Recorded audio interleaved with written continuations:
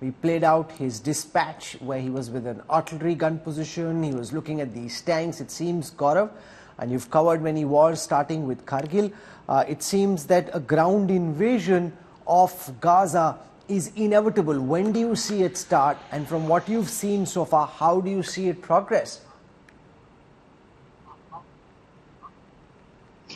Rahul, before a ground assault, it seems that the enemy positions are being softened with this artillery attack and the air attack. This is classic military tactics being adopted by Israel at this stage. Behind me, you will see long convoys of military movement, trucks carrying ammunition, trucks carrying fuel, there are soldiers going in their own vehicles, soldiers going in military convoys, all of them heading to the border. We are at one of those border points right now where at the forward locations right now, beyond this is only military movement that's permitted. So Rahul, through the day today, air attacks took place and, those ground penetration bombs were used to decimate Hamas tunnels. Now that is the Brahmastra that Hamas has, those maze of underground tunnels that they use not just to run from one place to the other, but also ship ammunition, ship fighters from one place to the other, move rockets from one place to the other. That is being destroyed by Israel, at least the ones that are very close to the border.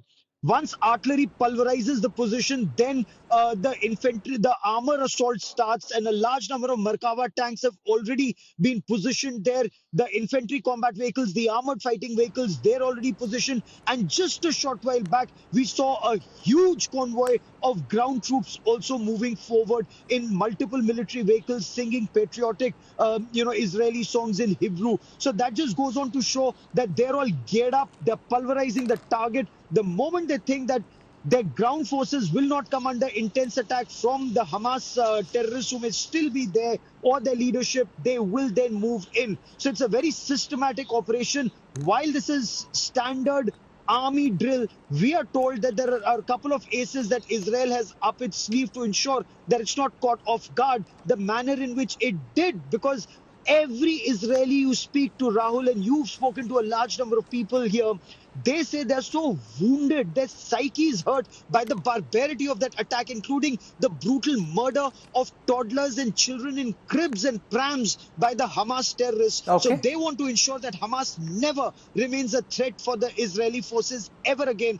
That's where these operations are being mounted, Rahul. Let's go across to Ashraf Wani. He is in Lebanon. He was with the Hezbollah. And the big question there, of course, Ashraf, whether you see the Hezbollah get involved in this attack as well. Will it extend to northern Israel, or do you think that this battle is likely going to be focused around the Gaza Strip and will not move towards Syria, will not move towards the Hezbollah? Rahul, basically the Israelis trying to avoid clashes with Hezbollah on the north border of Israel, which is the south Lebanon, here where I am currently standing. But from last 5 days, Hezbollah is backing this battle in the Gaza and as well as in Israel. In fact, the Israel has on day one said that they know that each and every planning is being done in the Lebanon against Israel, and all the weapons and in fact the men are coming from the Lebanon. And in fact we had reports yesterday evening some of the more fighters of the Palestinian groups have penetrated into northern Israel by paragliders. That was not confirmed yet by the Israel, but the sources here in the Lebanon said that they have already penetrated and will carry another series of attacks on the Israeli army. But today was a big development when the Israel bombed the 2 airports in Syria, where from one of which the foreign minister of Iran was expected to travel, and that is why that bombing resulted the compulsion of that Iranian foreign minister to change his route and land back in Beirut. So he is sitting here in the Beirut, and Lebanon is already an ally of the Iran. And this is actually the battle between America and Iran, and now being played by the Israel and the Hamas in Gaza.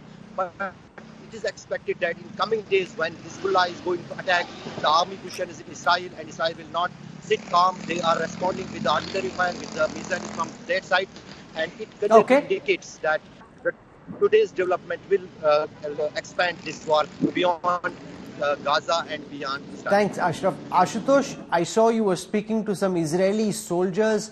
Tomorrow, of course, is the first Friday after this barbaric Hamas attack.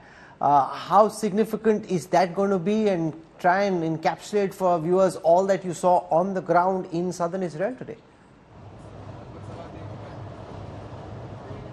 Well, Rahul, it has been a terrible night. Last night, there were multiple sirens every time you go to sleep, and then all of a sudden you have to flee to the bunker. But this morning there have not been siren, neither any rocket attacks as far as Escalation is concerned. The situation remains so terrible that even the coastal line, all the mariners have been stopped. Their entry have been restricted. Mariners cannot go inside. In fact, there is a heavy watch being carried out by the Israeli forces. I was, in fact, detained for a while as they realized there is someone near the coastal line, which is totally unusual in last 3 to 4 days. So they will inquire. But as far as the Friday prayer is concerned, this will be the first ever since the attack broke out by the terror organization in Israel's southern part. And subsequently, there are Al-Quds group from the West Bank is also willing to join the war. There have been also issued certain videos on social media platforms like Telegram. So that makes also, because having the mixed population of the Jews and the Arabs together, when they come out in a number, we'll have to see whether there will be open access for all the Arab Muslims to the inside the mosque, because usually what happens, in this kind of situation, only they allow people above the age of 45 and 50 to offer their prayer. In that case, whether they're going to be heavy confrontation. Last night, what we know, there have been protests within the community in certain pockets of Jerusalem. So tomorrow it makes a significant day, while we are seeing the Israel being locked from north and south, while West Bank is eagerly waiting. And as Ashraf mentioned, there is subsequent attack from a Syrian threat. So it looks like an attempt to corner the Israel from all square, and in that case, tomorrow gonna be very significant day. Rahul. Okay, we'll keep coming back to our reporters. They've been doing an absolutely phenomenal job. I can't tell you, Gaurav, Ashraf and Ashutosh, how proud the entire India Today newsroom is of the effort that you're making. Please stay safe as we try and capture the story for our viewers and to amplify the work that Gaurav, Ashutosh and Ashraf are doing. Please take care and stay safe.